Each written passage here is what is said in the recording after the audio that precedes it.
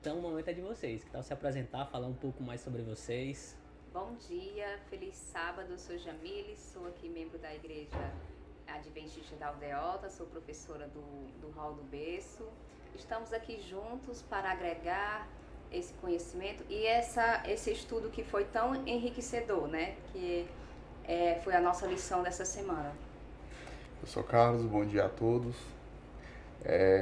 Sou adventista de berço, frequento a Aldeota desde 91, mas iniciei em 87, né? Nasci em 87. Atualmente não estou sendo nada, ocupando cargo nenhum. Estou no período ainda pós-pandemia aí, mas voltando aos poucos. E agradeço o convite aí do Setcast. Show! E aqui quem vos fala, Leandro. Sou secretário da igreja de Aerolândia e também professor de jovens naquela igreja. E então, galera, o que é que vocês acharam sobre a lição da Escola Sabatina dessa semana? Teve como título, claro, né? Deuteronômio em escritos posteriores. E aí, o que é que vocês acharam sobre a lição dessa semana? A minha experiência, né, na questão de que eu acho o livro de Deuteronômio bem denso, bem difícil a linguagem, tanto que eu sempre tive muitas dificuldades para mergulhar, né? Só que a gente também, que eu sempre trago na minha vida e na vida das pessoas que estão ao meu redor, é que a gente também precisa fazer coisas que a gente tem dificuldade para que a gente consiga aprender, né? Sim. Eu gosto mais, assim, da questão da leitura mais dos poetas, né? Sou mais romântica, vamos dizer assim, né? Entendi. Sou mais subjetiva. Entendi. Mas, assim, me trouxe muito conhecimento, muita sabedoria. Por quê?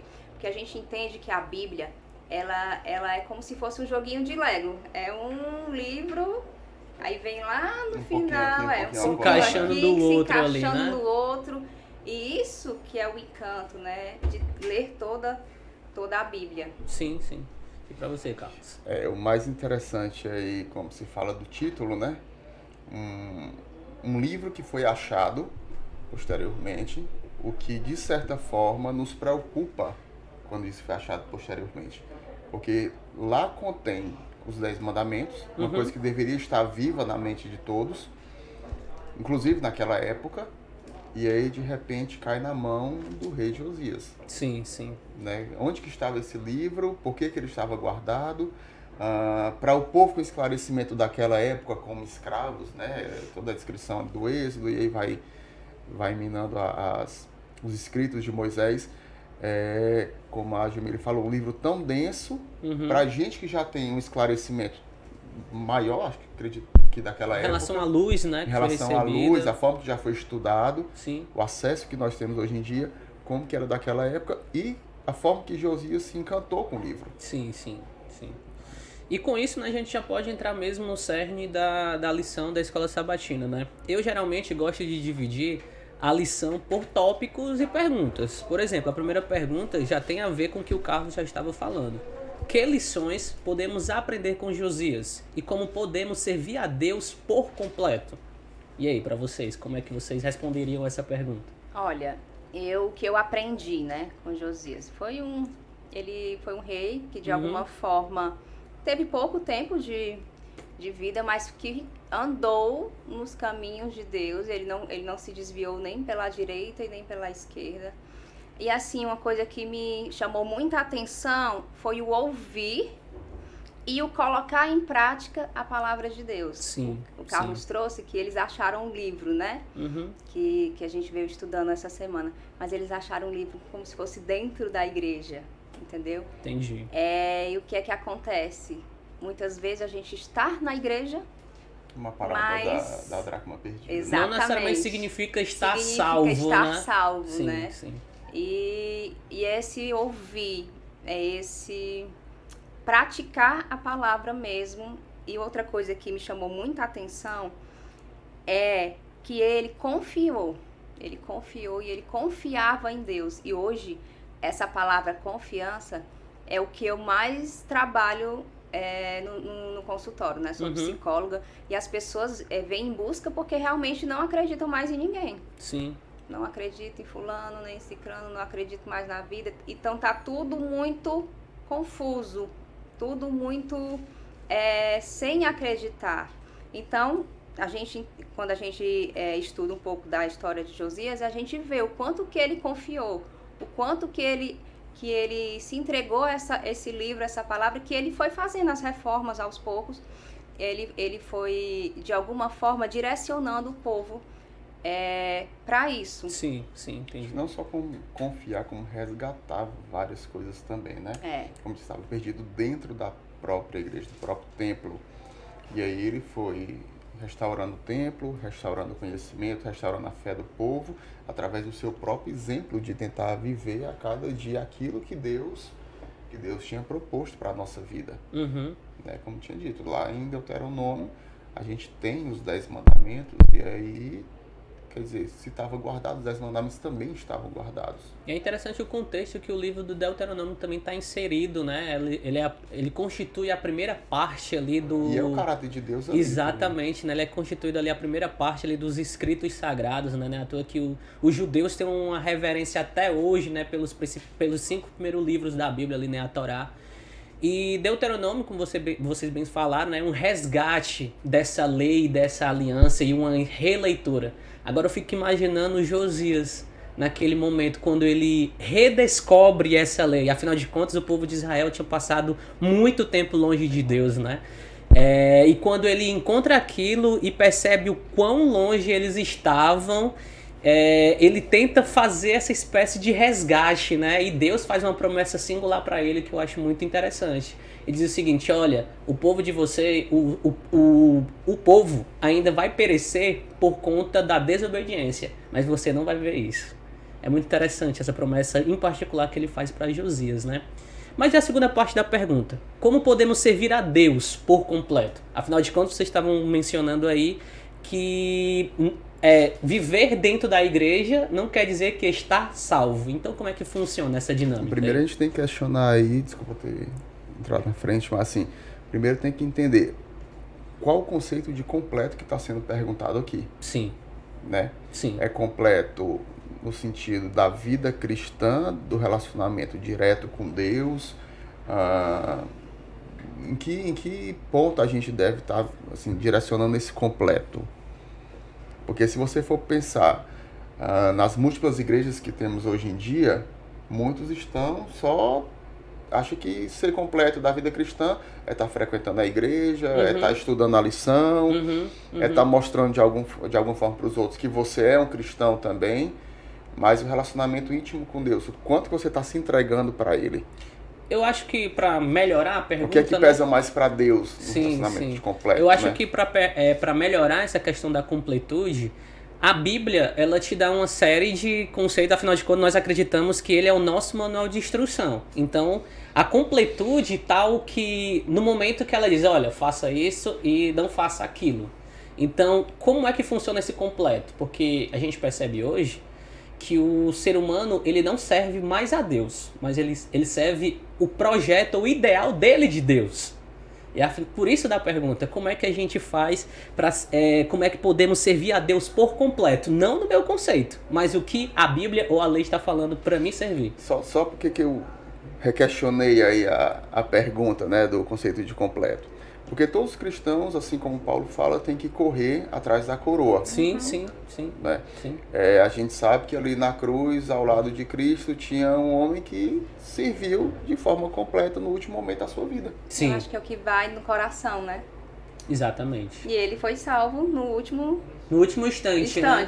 Então, na corrida, meio que ele cortou o caminho, né? Ele deu cortado no caminho, um atalho ali. Ou então ele só percebeu que estava na corrida ali também, né? Então pode acontecer. E ali foi também. o que valeu tudo, entendeu? Na corrida ele ganhou, ele venceu. Sim. Mas eu acho que isso é interessante da graça, né? Completude da graça. Tem uma música que eu acho bem interessante do... Como é o nome dele? Agora sumiu o nome. Mas Silente Adoração, do Novo Tom. Que fala que quando a música terminar, ali é onde começa o nosso louvor. A música que ele fala é dentro da igreja. Terminou meu período de adoração aqui, quando eu saio da igreja, ali que começa a minha adoração de verdade. Sim. Né? É dentro da minha casa, no meu trabalho.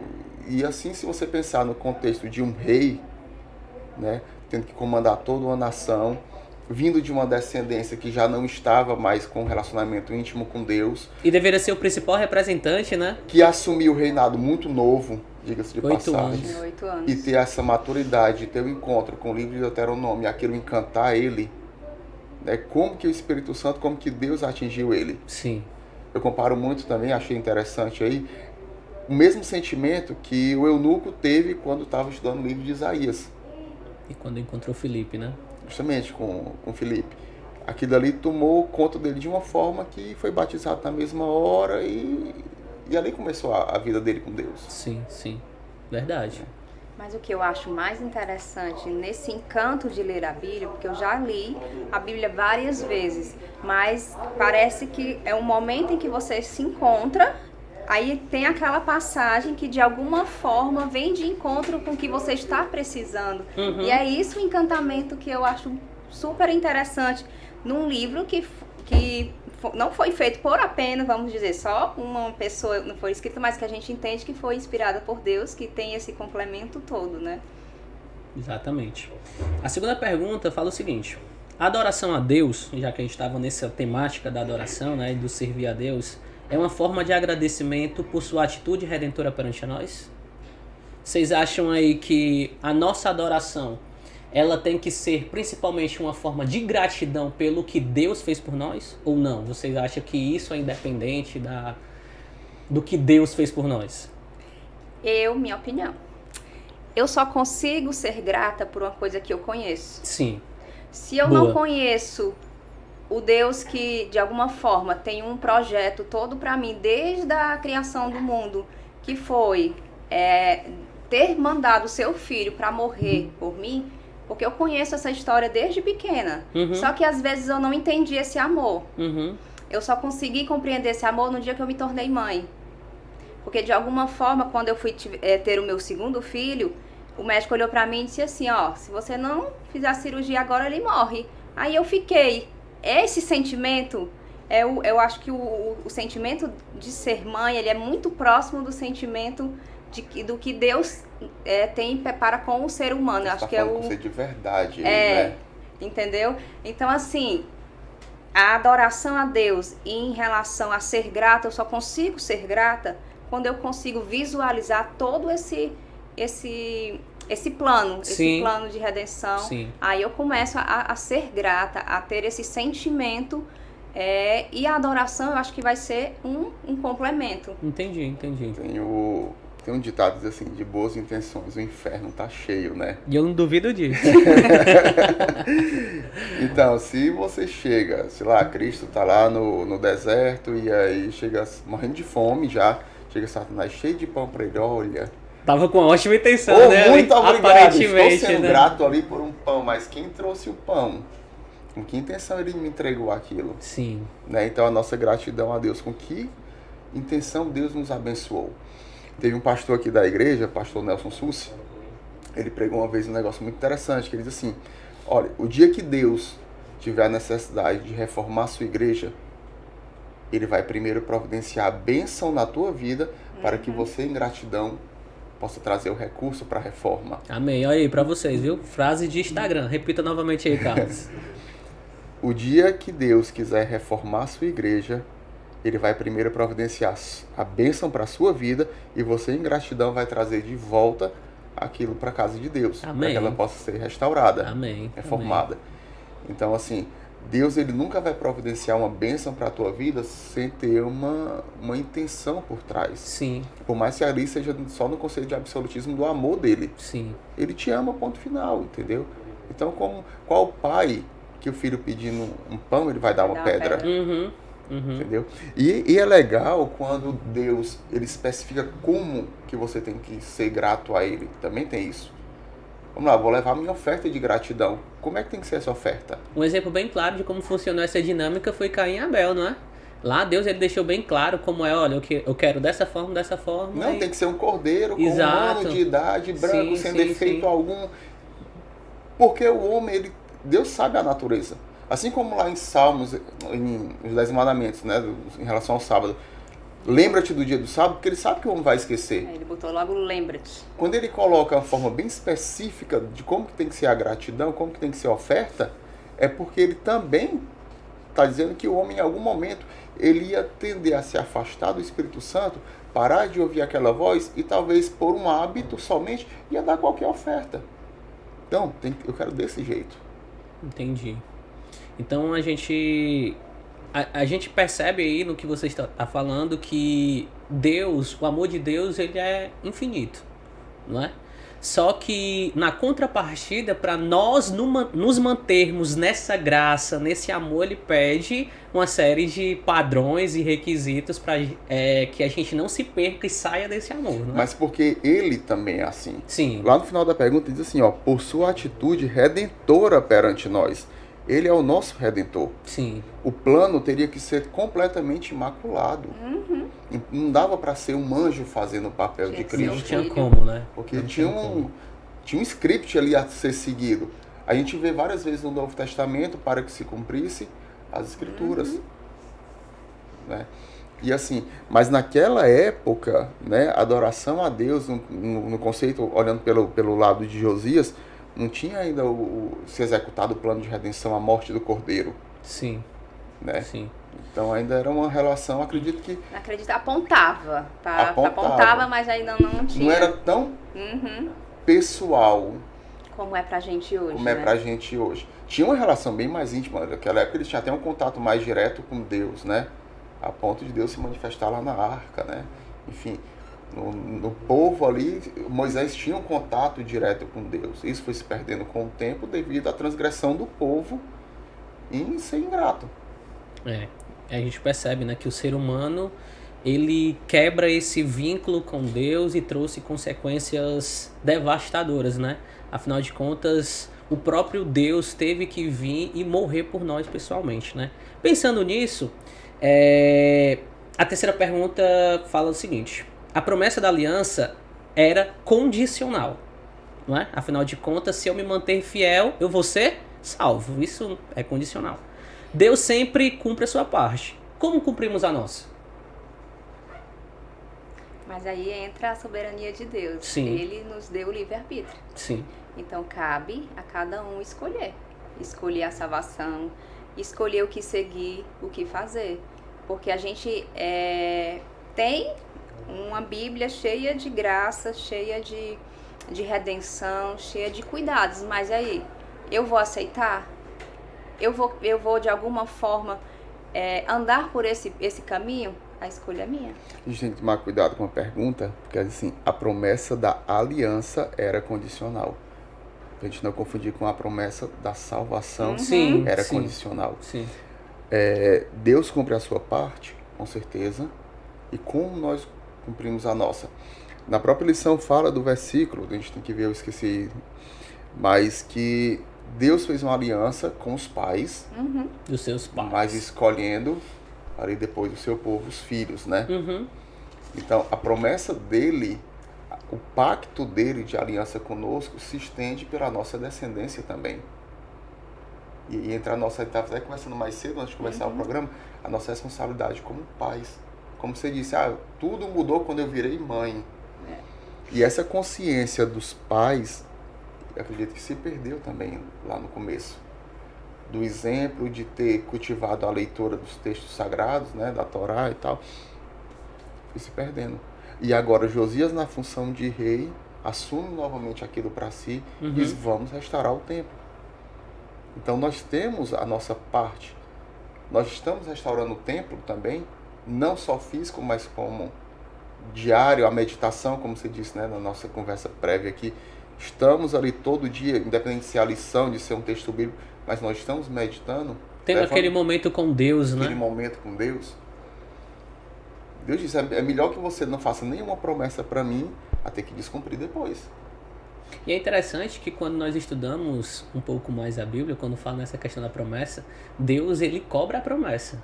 Né? Lá no livro de Miqueias, ele fala, olha, as montanhas estão como testemunhas que eu fiz uma promessa para você e você não cumpriu. É como se fosse um termo judicial ali realmente, né? Uma das nossas lições, acho que está mais ou menos um mês, fala que o povo descumpriu com Deus, o pacto, mas Deus ainda assim cumpria Sim, o seu sim, lado. sim. Não, Deus, ele, independente do ser humano, ele continua fiel. É isso que é o bacana da história, né? Ele continua fiel. E é por isso, como você falou no início, né? A salvação está aí como prova disso. E entra a questão da confiança que a Sim, Jamile falou. sim, Por que sim. nós confiamos em alguém? Porque quando a gente coloca aquela pessoa à prova, ela está ali sempre do nosso lado. Sim, Né? E Deus Sim. é assim, quando a gente coloca, fazei prova de mim, quando a gente coloca Deus à prova, ele está ali do nosso lado. ele tá lá para mostrar, né? Que a promessa nunca foi quebrada da parte dele, né? Não nos decepciona, né? E não Agora nos imagina decepciona. O sentimento de Deus em saber que está fazendo um pacto com alguém que muito provavelmente vai quebrar aquele pacto. Né? Porque ele já sabe, né? Já tem. Parece aquela coisa assim. Não, todos nós somos profissionais de saúde. Sim, E principalmente vocês, acredito que tem muito aquela coisa assim. Tem. Ó, a gente tem um acordo sim, aqui. sim, Se sim. você quebrar a relação do psicólogo com o paciente ali, Não tem. não Não tem, tem vínculo. Não flui. Exatamente. O tratamento não vai para frente. Né? Se o paciente não confiar na minha conduta com ele, também não vai para frente. E todos nós, de certa forma, participamos da pandemia. É impossível hoje não falar sobre pandemia também. Não. Né? Em que a gente estava comentando que mais cedo as pessoas enclausuradas em casa, como que aquilo trouxe uma ansiedade, um nervosismo, e o papel do suporte que a igreja deu a essas pessoas foi fundamental. Foi. Que os profissionais de saúde deram também foi fundamental, né? Para se criar uma confiança, para dizer, ó, as coisas vão voltar à sua normalidade Pra se mais criar uma cedo ou mais esperança, tarde, né? exatamente. Vai dar certo. Vai E a dar mesma certo. coisa que funciona, eu acho muito bacana essa história da esperança, que é a mesma coisa que funciona em relação ao nosso Deus, né?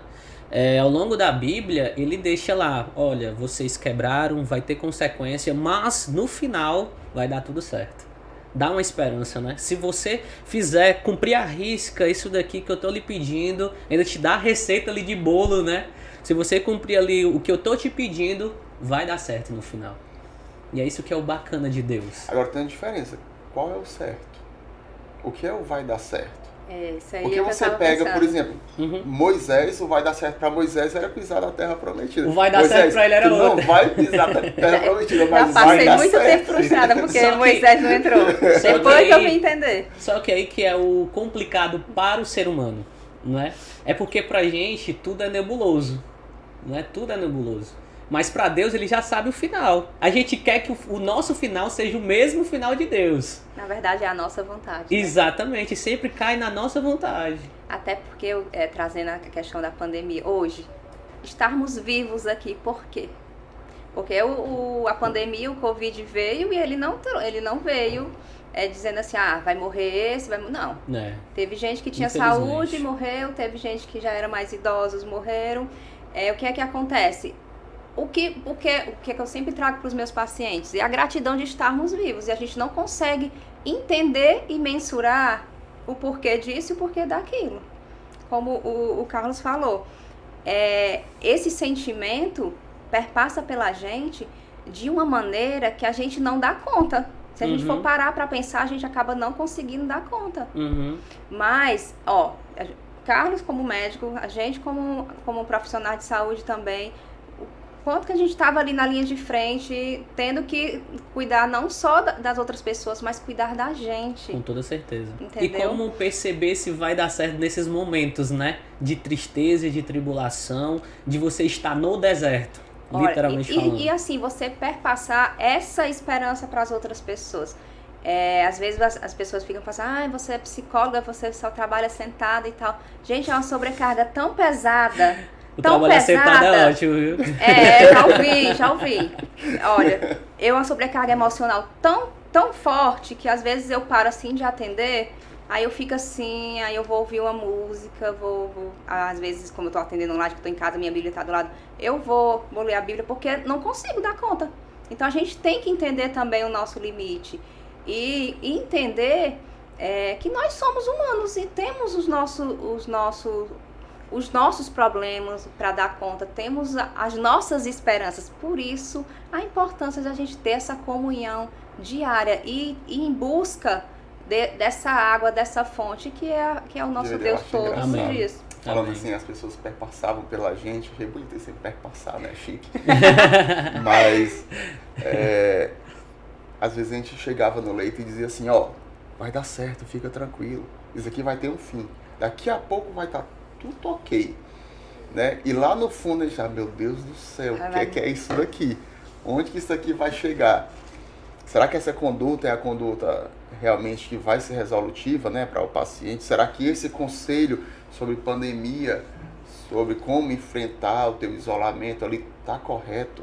Porque a gente recebia as recomendações, né, mas a gente não sabia o final verdadeiro para aquela vida e o final verdadeiro de todo o período, né, o desenrolar da história. Porque a gente não dá conta. Mas nós temos um Deus que sabe o começo, o meio e o fim. Verdade.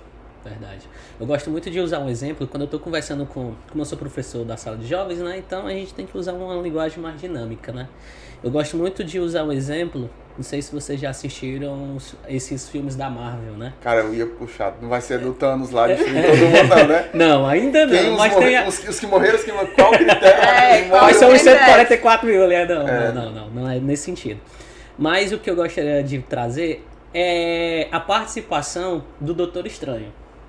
Doutor Estranho ali, quando estão naquela luta ali contra o Thanos no guerra. Da Marvel e da DC, mas sem pecado na mente. Né? É verdade. Então, quando eu percebo ali naquela dinâmica, quando ele tá tendo... Eles estão tendo aquela luta ali no planeta do Thanos, ali no Guerra Infinita, e o Doutor Estranho para por um momento e vê aquele milhões de possibilidades e só uma vai dar certo. Aí quando a gente percebe, não, metade da população do universo morre, e quando vê no outro filme, já no finalzinho também, ele olha ali pro Homem de Ferro e... Chama spoiler. Mas aí quem não assistiu, né? Quem não assistiu, né? Então eu percebo assim, Deus mais ou menos nessa metáfora. Ele olha pra gente, ó, só existe um jeito de dar certo. Só existe um jeito. E é o meu, né? E é o dele. E é o dele. Só puxando um pouquinho, a gente falou que a gente estava à frente aí da batalha e a nossa influência na vida dos outros, né? A forma que nós aparecemos. Quantas vezes, talvez, o nome de vocês não foram citados numa rede social, no Instagram. Muito obrigado, doutora Jamila. Muito obrigado, doutor Leandro. Sim, e por aí vai. Demais. E aí, puxando um pouquinho aí para a quarta pergunta, para a gente dar um certo segmento. Vivemos na era das hashtags, né? Qual o período da hashtag Eu Ajudo? Como relacionamos, né? Com Miqueias 6:1-8. A questão da hashtag Eu Ajudo. É essa controvérsia, né? Que às vezes a gente fala muito, principalmente na questão das redes sociais. Tudo que você fala, o que você posta ali tem alguma influência na vida de alguém. Mas não é só o falar. Você tem que aprender a praticar. E o agir, né? E o agir. Eu coloquei o motivo dessa pergunta do hashtag Eu Ajudo porque... Como tudo, por exemplo, você vai na academia, você só treinou, você só malhou. Se você colocar lá, se você postar, né, tá pago, né? Tá pago. E muitas vezes funciona também no ambiente cristão. E no cartão de crédito, mas tá pago. Então, a mesma coisa funciona no ambiente cristão. Você só mostra, por exemplo, eu ajudei o próximo se eu postar lá. Sendo que muitas vezes o que é interessante é que Jesus, quando ele ajudava ali as pessoas, fazia os milagres, ele disse, olha, não conta pra ninguém. Não, e o que uma mão faça que a outra não saiba, então... Sim. Eu acho que não tem necessidade, se você realmente faz com humildade. E é algo, sendo algo autêntico, né? Se é uma coisa autêntica, você faz, não precisa ninguém saber. Eu acho que o mais importante é Deus. E não é nem Deus, a gente fala a pessoa que você ajudou. Porque aí já é um sentimento que você tem de compaixão, que vem do amor de Deus. Mas sabe o que é interessante também? Hoje, com licença, se eu achar, vou desmarcar aqui, ó. Não, pode falar. Não. Vamos dizer que eu achei esse livro na minha estante, tá? Estava lá na minha estante e a todo momento estava lá. Em algum momento eu comprei esse livro. Ele estava guardado. E eu leio, acho ele fantástico e digo, ó, Leandro, esse livro aqui é bom. Ah, Carlos, onde é que é o arranjo? Eu vou ficar com medo de emprestar, porque esse aqui é o meu único exemplar, né? Sim. Aí o Leandro vai lá na internet, acha, pede lá pela Amazon, sei lá onde é que ele compra, pela CPB, né? Fazer aqui a propaganda. Propaganda da CPB. Compre na CPB. Não no sábado. Não no sábado, viu? E ele acessa. Agora imagina o rei Josias achando o livro de Deuteronômio. O único exemplar, talvez, né? Ele teria que divulgar aquilo dali. Sim. E o medo, né? ó, eu vou divulgar esse livro, eu vou ter que ler ele todinho, chamar o sumo sacerdote e os sacerdotes e aí vamos pregar isso daqui, pessoal. O nosso povo precisa ouvir isso, mas não bota na mão dele, tá? Porque é o único exemplar que vai acabar se perdendo. E aí entrariam várias hashtags, né? Uhum. Eu sigo os 10 mandamentos, eu sigo o Deuteronômio, não sei das quantas, e por aí vai. E qual a maneira das hashtags dele? Seria pelos atos da vida. Com toda certeza. Uhum. Naquela época, Com toda a certeza. Bíblia que as pessoas liam era a minha atitude. E hoje tem que ser igual assim. É muito fácil a gente estar falando, é muito ato e pouca, ou muita palavra e pouca atitude. Né? As atitudes são todas ali, Sem algum... são fotos, não são vídeos, não é uma live como a gente está fazendo agora. É aquela coisa, bate a foto bonitinho, tá pago na academia, o cara suado, não fez uma série direito, né? Mas Às tá vezes pago. pegou só um pezinho ali, né? Botou no Não, canto. é. Foi o suor ali, botou no canto e tá pago ali, né? Sabe, a pessoa vai num evento da igreja, tá pago. Não, o que tem que ser pago é tua relação com Deus, é tua relação com É o o próximo diário. em si. Não é à toa que Tiago fala, né? Uma fé sem obras É é morta. morta. Funciona também nessa mesma dinâmica, né? A nossa vida cristã ela tem que ser muito implicada com o nosso relacionamento com Deus e isso também tem que funcionar de forma natural.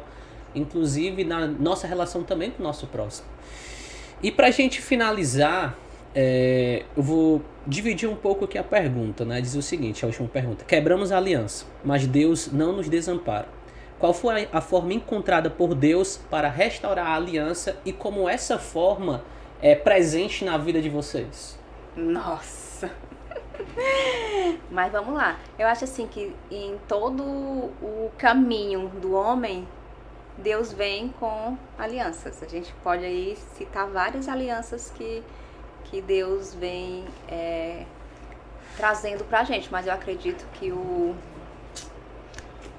BAM mesmo é a nossa salvação em Jesus, né? Sim. É aquele marco mesmo em que ele veio não só para excluir o Velho Testamento, ele veio para confirmar todas as palavras do Velho Testamento, entendeu? Sim, Então, é essa salvação em Jesus que de alguma forma a gente tem que ir em busca diariamente dessa comunhão, desse conhecimento, de mergulharmos mesmo para aprender, para nos dedicarmos a amar a Deus e ao próximo, mas o amar ao próximo implica, além disso, implica primeiro também a gente aprender a amar a gente. Com toda certeza. Sabe o que é Vamos ao interessante? próximo. Uma das primeiras alianças e promessas também, né? Foi ali pós-dilúvio, quando surge o arco-íris. Ó, esse arco aqui, colorido, bonitinho, 7 cores, coisa mais fofa do mundo, vai ser uma aliança entre eu e vocês. Toda vez que vocês olharem para o arco-íris, vão lembrar da minha promessa. Um contrato mesmo, né? Só que tem uma questão aí que ninguém se toca. Para o arco-íris aparecer, tem que chover. Tem que ter a E tempestade. quem faz chover é Deus. É o próprio Deus. Então está sob a responsabilidade dele fazer com que o arco-íris apareça para que nós possamos lembrar. Existem outras alianças que ele foi fazendo, né? Inclusive a aliança dele, na hora que ele morreu, ressuscitou e disse, ó, eu vou Mas eu preparar vou os voltar. lugares, mas eu volto. Para que onde eu estiver, estejais vós também. Mas existe uma chuva também que vai fazer surgir esse arco-íris da lembrança, que é a chuva do Espírito Santo. Amém. Todo dia ele vai ter que fazer o Espírito Santo chover na nossa vida. Pera aí, mais uma frase aí pra vocês anotarem, viu? Mas não é. Então, Sim, assim, verdade. sim. é a parte de Deus.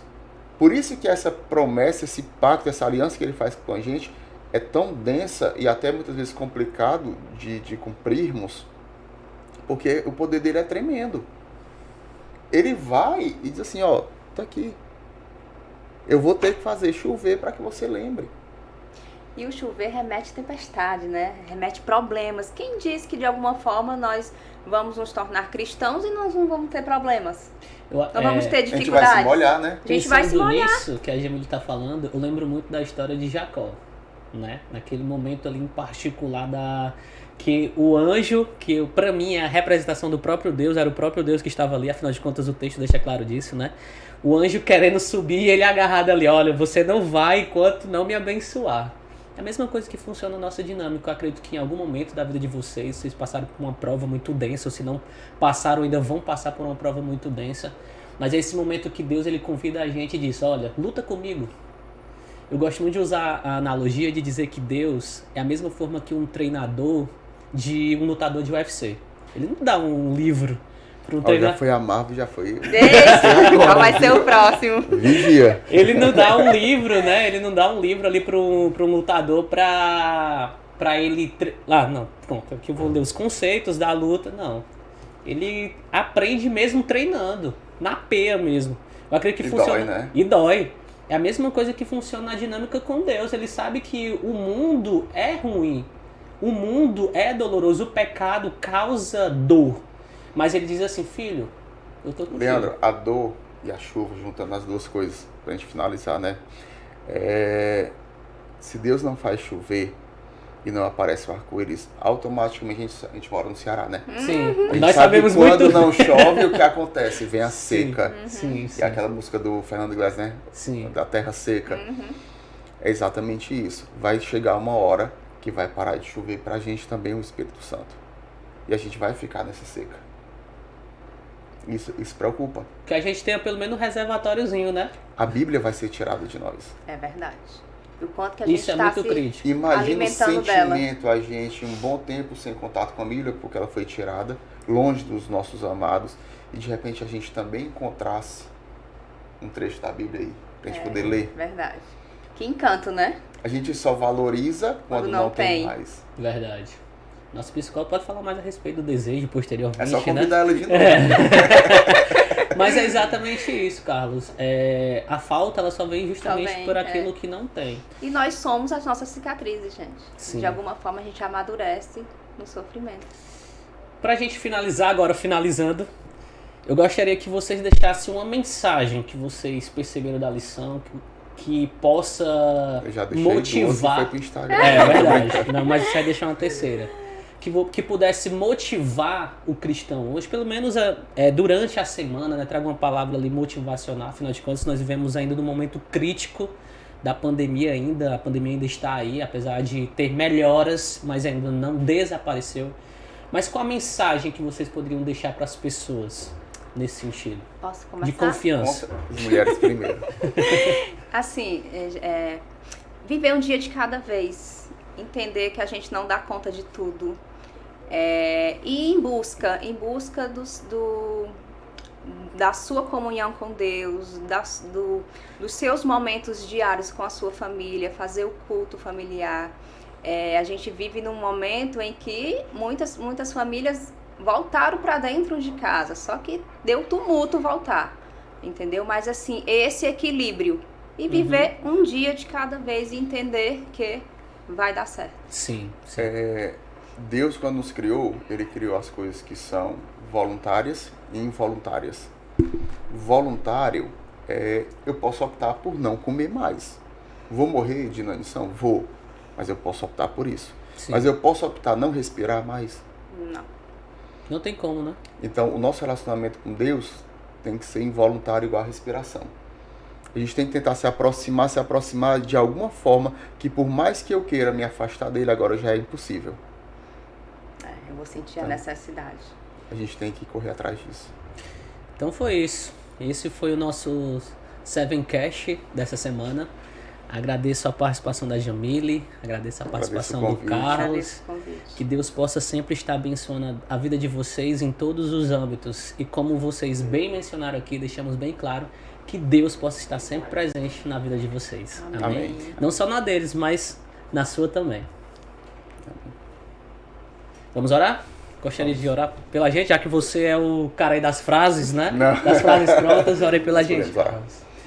Amantíssimo Deus, está nos céus, estamos gratos, Pai, por estarmos mais uma vez na Tua casa de oração, Amém. Estudando a Tua palavra, aprendendo um pouco mais. Nós sabemos que o nosso conhecimento é limitado, mas o Teu Espírito é quem nos guia à luz de todo conhecimento, de todo propósito que o Senhor preparou para as nossas vidas.